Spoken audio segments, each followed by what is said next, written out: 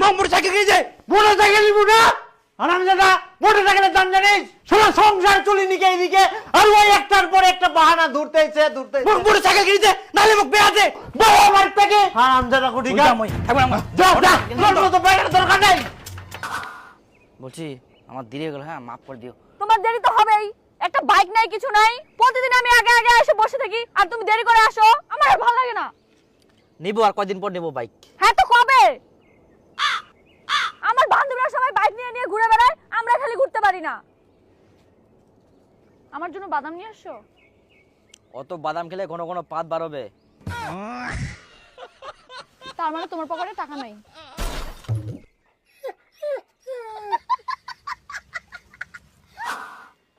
মা কুচুং যে আমার বাড়ি একটা মোটরসাইকেল নিলে ভালো হয়, সব দিক থেকে সুবিধা হবে।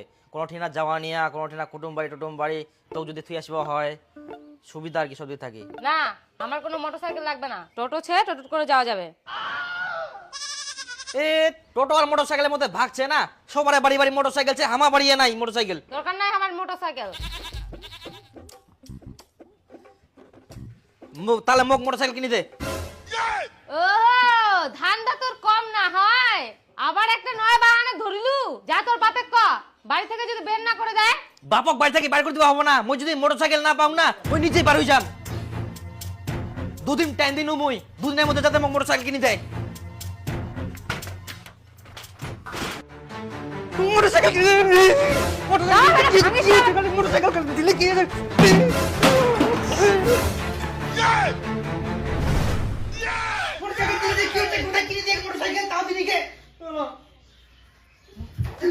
মোটরসাইকেল দাস মনে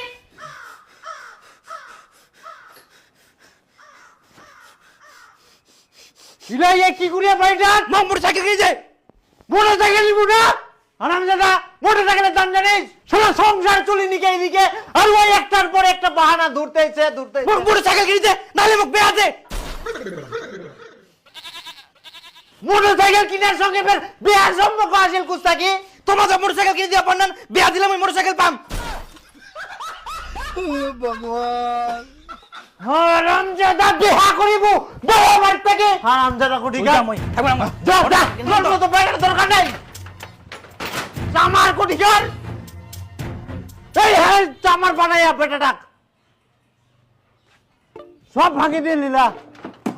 সর্বনাশ। কি ফের একটা ভেলভেল করে তাকায় থাকলেন? যাও চ্যানেলটা কোনা গেল দেখো। এরকম করবা হয়নি কে? নাম নিচে নাম, বুঝিস এক না কথাবার্তা ওরকম